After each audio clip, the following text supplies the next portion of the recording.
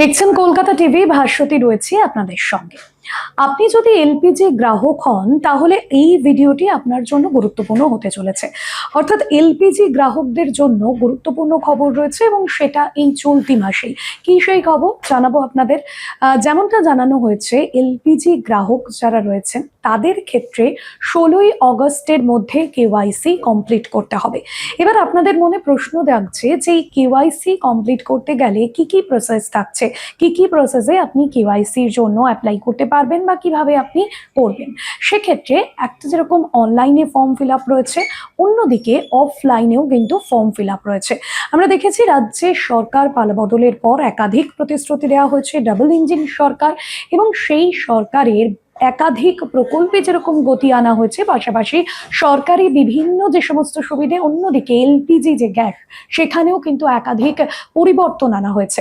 দীর্ঘ সময় যদি আমরা দেখি, সেখানে এলপিজি গ্যাস বা গ্যাস সরবরাহ নিয়ে বিভিন্ন সময় কালোবাজারি হয়েছে, দুর্নীতি হয়েছে, এবং সেই কালোবাজারি রুখতেই কিন্তু এই ধরনের পদক্ষেপ ইতিমধ্যেই নেওয়া হচ্ছে এলপিজির গ্রাহকদের ক্ষেত্রে। যেটা বলা হচ্ছে, মূলত দেশের বিভিন্ন যে অয়েল মার্কেটিং যে সংস্থাগুলো রয়েছে তারা স্পষ্টত জানিয়ে দিয়েছে যে বিভিন্ন জায়গা থেকে যে অবৈধ কালোবাজারি আমরা দেখেছিলাম, যে যুদ্ধ পরিস্থিতি চলাকালীন তখন কিন্তু একটা কালোবাজারি বা সিলিন্ডারের যে একটা প্রচুর পরিমাণে বহু মানুষের কাছে পরিষেবা পৌঁছয়নি, বহু মানুষ তারা অভিযোগ জানিয়েছেন, এবং সেই জায়গা থেকে যেটা দেখা হচ্ছে যে এই যে দুর্নীতি বা কালোবাজারি সেটা বন্ধ করতে মূলত এই পদক্ষেপ নেওয়া হয়েছে।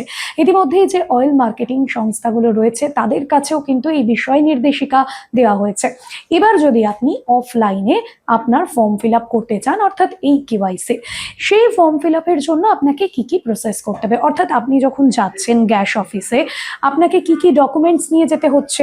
আপনার যে গ্যাস বুক রয়েছে সেই ডকুমেন্টস রাখতে হচ্ছে, আপনার আধার কার্ড রাখতে হচ্ছে, এবং আপনি কতদিন ধরে এলপিজি গ্রাহক সেই সমস্ত বিষয় কিন্তু সেই তথ্য আপনাকে দিতে হচ্ছে। অন্যদিকে আপনি মাসে কত করে সিলিন্ডার নেন সেই তথ্যও কিন্তু আপনাকে সেখানে রাখতে হচ্ছে এবং সেই তথ্য দিতে হচ্ছে। অন্যদিকে যদি আপনি অনলাইনে অ্যাপ্লাই করেন বা অনলাইনে যদি আপনি কেওয়াইসির ফর্ম ফিল আপ করতে চান, তাহলে সেক্ষেত্রে কি কি করতে হবে সেটা আপনাদের একটু জানাই। অনলাইনে যদি আপনারা করেন, সেক্ষেত্রে বাড়ি থেকে বসে আপনি আপনার ল্যাপটপ বা মোবাইল থেকে কিন্তু এই অনলাইনে এই ফর্ম ফিল আপের জন্য যাবতীয় যে প্রসেস রয়েছে তা করতে পারেন। প্রথমে আপনার অ্যাকাউন্টে লগ ইন করুন। ই কেওয়াইসি বা কেওয়াইসি আপডেট যে অপশনটা দেবে সেই অপশনে আপনাকে ক্লিক করতে হবে, এবং তারপর যথাযথভাবে যেরকম কোনো রকম কোনো ওয়েবসাইট খুলে আপনার যেরকম মোবাইল নম্বর চাই, আপনি যে মোবাইল নাম্বার ইউজ করছেন সেই মোবাইল নম্বরটি কিন্তু সেখানে দিতে হবে, যাতে যেখানে ওটিপি আসার কথা সেখানে ওটিপি এলো, এবং তারপর যাবতীয় যে তথ্য ওটিপি অনুযায়ী ওটিপি দিতে হবে, এবং আপনাকে সেখানে ক্যাপচা কোড থাকবে, অপশন রয়েছে, সেই অপশনে আপনাকে ক্যাপচা কোডও বসাতে হবে। এবং পরবর্তীতে যদি আপনার এটা সাকসেসফুলি হয়, তখন কিন্তু সেখানে অ্যাপ্রুভাল বলে দেখিয়ে দিচ্ছে, অর্থাৎ আপনার ই কেওয়াইসি বাড়িতে বসেই কিন্তু ডান হয়ে যাচ্ছে।